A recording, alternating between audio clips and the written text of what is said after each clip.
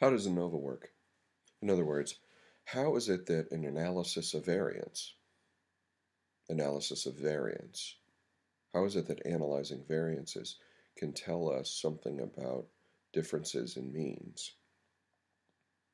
Well, it turns out that, once again, in analysis of variance, what we're looking at is measure of the difference between means. If we have more than two, we have to look at something other than their difference. If we have two means, we can just calculate the difference between the two means. We could subtract one from the other to get our obtained difference between the means. How far are they different? Well, they're just one subtracted from the other. But when we have more than two means, we can't just subtract willy-nilly one from the other to come up with some sort of measure of the difference. We have to do something else. And what statistic tells us, informs us about the difference between more than two scores is variance. So that's why we're going to use an analysis of variance to tell us about how means differ. So the F statistic, again, is a ratio of variances. We're going to use a between groups variance estimate and a within groups variance estimate. It allows us to tell us that there are differences between means without compromising alpha. Now, our within groups variance is our pooled variance term from our t-test. It's exactly that. It's just the sum of squares divided by the degrees of freedom associated with those various sums of squares. So just like pooled variance, when we calculated, right, the s squared sub p, we added all the sums of squares together and we divided by the degrees of freedom. If you just generalize that to more than two treatment conditions or more than two groups, we get this term we now call sum of squares within. We call this variance within. We call this mean square within. Now, the variance between means, we maybe need to take a little bit of a tangent to figure out how we're going to deal with that. If we start with amazing fact number 2 about sampling distributions of sample means, which is the standard deviation of the differences between, so the differences between the means in a distribution of all the sample means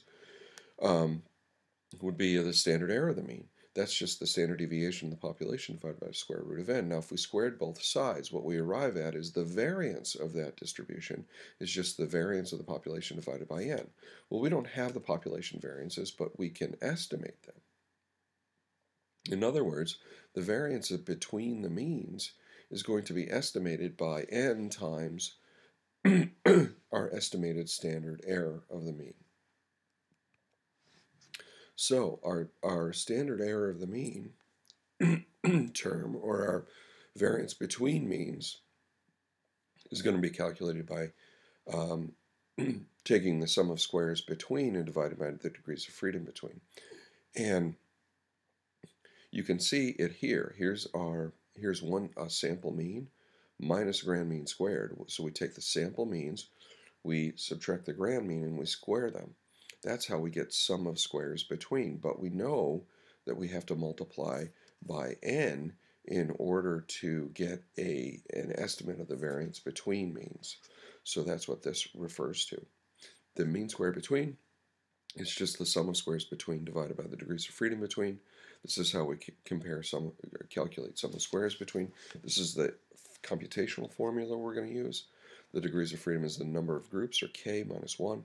And this term mg is just the grand mean. It's the sum of all the scores divided by n. We're going to square that, multiply it by big N, and subtract this term in order to get our sum of squares between. It turns out that this computation winds up getting pretty ugly. This is much easier to do. A null hypothesis in our ANOVA is going to look something like this, and that is that the mean of the first group is equal to the mean of the second group, is equal to the mean of the third, is equal to the mean of the fourth, is equal to the kth mean. We can use ANOVA for 3 or 4 or 5 or 96 groups if we want. It works equally as well. So the general formula of the null hypothesis is all the means are going to be equal. K is the number of groups, treatments, or conditions, and our null hypothesis is that all the means are equal. Now, why am I saying this? I'm saying this because whether or not the null is correct, one excellent estimate of the population variance is pooled variance. Now, we call this now mean square within, but it's the same term. These are just synonyms. We call it MSW, or mean square within. Is n times the estimated standard error of the mean another good estimate of sigma squared, the population standard deviation? I'm sorry, the population variance? Well, I've sort of made the case that it was. Here, if we start with amazing fact number 2 and we do a little algebra, I said that could also be an estimate of sigma squared population variance. However, and this is why ANOVA works, is that this term, n times the estimated standard error of the mean, is only a good estimate of sigma squared when the null is correct and all the means are equal. Thus, when the null is correct, our best guess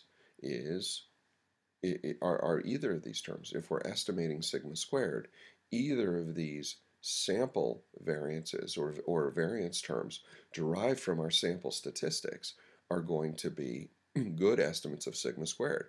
So it follows that if s squared sub p is equal to sigma squared and n times s squared sub m is equal to sigma squared, it follows that the ratio of these is going to be equal to 1. And since the ratio of variances is distributed as an f, when the null is correct, f values will be close to 1. But when the null is incorrect,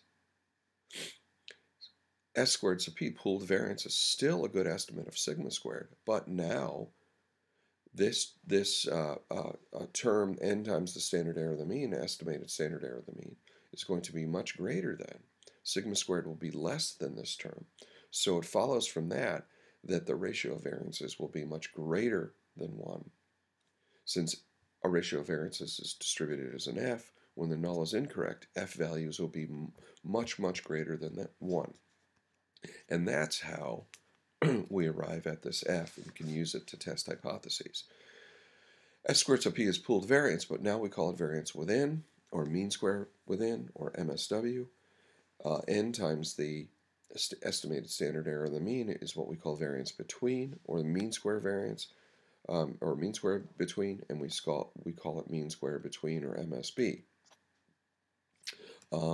It is that essentially is how analysis of variance works. Is when it is correct, when the null is incorrect, f values will be a lot greater than 1, but when it is correct, it'll be close to 1. And that's how we're going to base our decision on whether to reject or not. Last thing I want to talk about is just this term sum of squares total. It turns out that in analysis of variance, the sum of squares total is equal to the sum of squares between plus the sum of squares within. They're additive, which is a really nice feature, and we're going to be using that to check on computations a little bit later. Talk to you soon.